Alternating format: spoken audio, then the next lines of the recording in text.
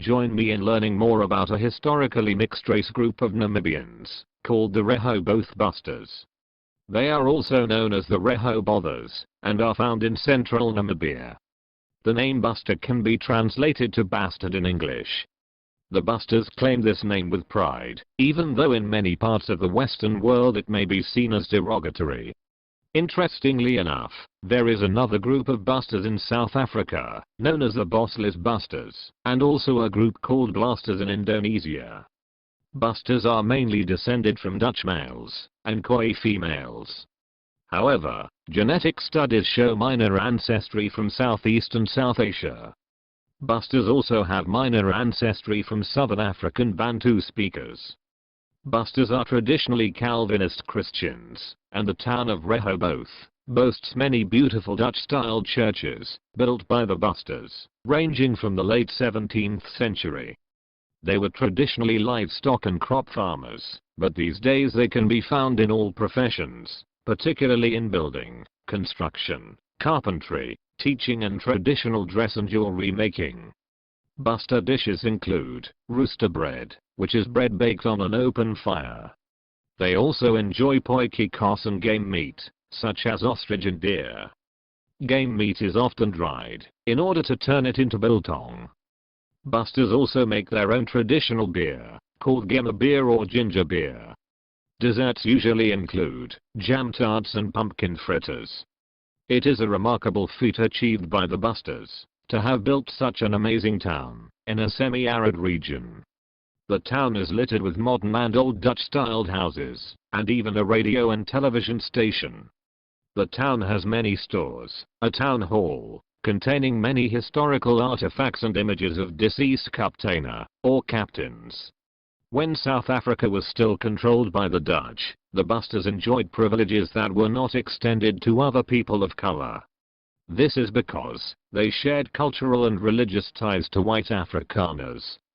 Hence, Basters often acted as supervisors over other servants, and were often treated as family by their employers.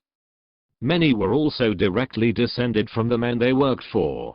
Although majority of the Basters were mixed race, many Khoi and free blacks became part of the community. In addition, other mixed race people, who were property owners and farmers in their own right, also became members. Some Basters did not identify with Cape Coloreds, as they believed they were descendants of European men and Malay or Indonesian women. In the early part of the 18th century, many Basters became successful farmers and owned their own farms in the Cape. As competition for land and racial discrimination became more prevalent, the government implemented oppressive laws, which adversely affected non-Europeans. As a result, some Basters were absorbed into the broader colored servant class. Others maintained their independence by moving to the outskirts of the colony.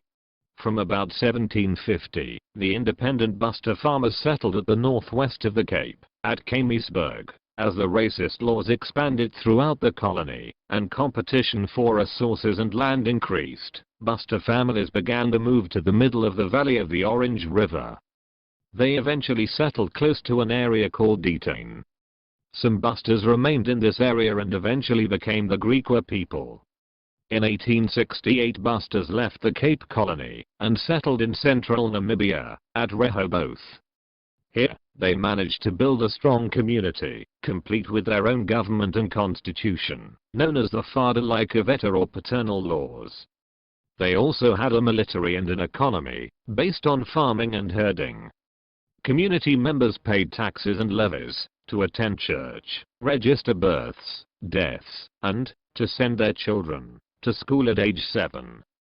The town elected 7 elected officials. Several of these political institutions were adopted from the neighboring Khoi tribes, in particular the offices of chief, kaptein, and subchief, onder kaptein, and the annual tribal gathering.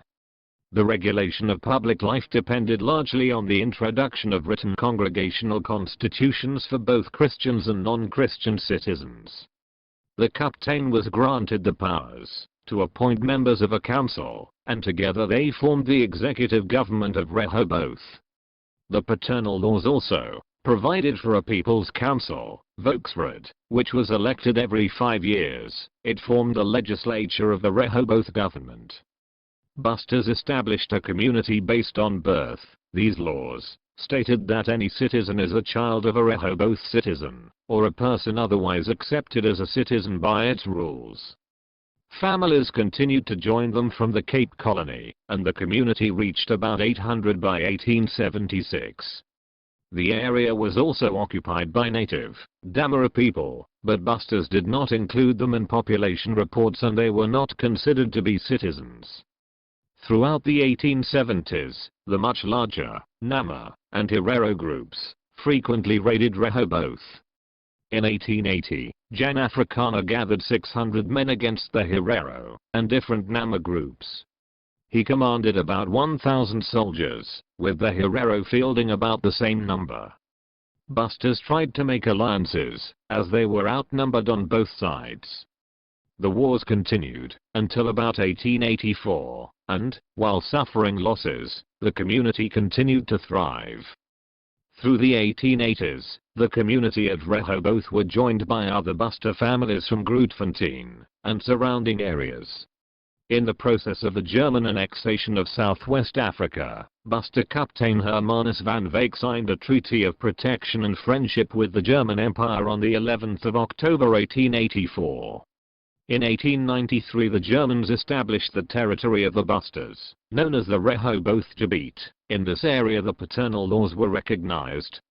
A second treaty concerning national service of the Rehoboth Busters of 1895 established a small armed contingent among the Busters, which fought alongside German forces in a number of battles against other indigenous groups and even in the colonial wars. German census reporting on Busters noted their high mobility. The numbers they recorded for the people changed as the Germans changed their racial classifications. They began to classify people based on appearance, instead of citizenship. A comparison of records suggests that in 1912, there were about 3,000 Busters in the Rehoboth district. Most Busters were concentrated in the Rehoboth Gebiet, where they lived under their own law. The relationship soured between Rehoboth and Germany, following the outbreak of World War I. The Germans ordered all healthy Buster males into military service, which they resisted. Believing that the German troops had little chance against the superior South African and British Allied forces, Busters tried to maintain neutrality towards both, but feared losing their limited autonomy. Cornelius van Wyk, the onderkaptein, sub-chief, of the Rehobothers, arranged a secret meeting with South African General Louis Botha on April 1 in Walvis Bay to assure him of the Busters' neutrality. The Busters feared that South Africa would see them as an enemy. As a result, they decided against deployment with the Germans. Although negotiations were in process, they learned the trains were due to leave the next day, and the night of April 18 numerous Busters defected from German service, taking arms with them that they intended to turn in at Rehoboth. In the meantime, Busters and Nama policemen worked to disarm German officers within the Rehoboth Gebiet, but wounded one fatally, and killed another outright. An armed contingent including Nama policemen killed several German citizens, including all of the Karl Boer family. With that, negotiations were over. As a result, Governor Theodore Seitz cancelled a protection treaty with the Busters, intending to attack Rehoboth. Van Wyk informed General Botha, who advised him to get the Busters out of the area.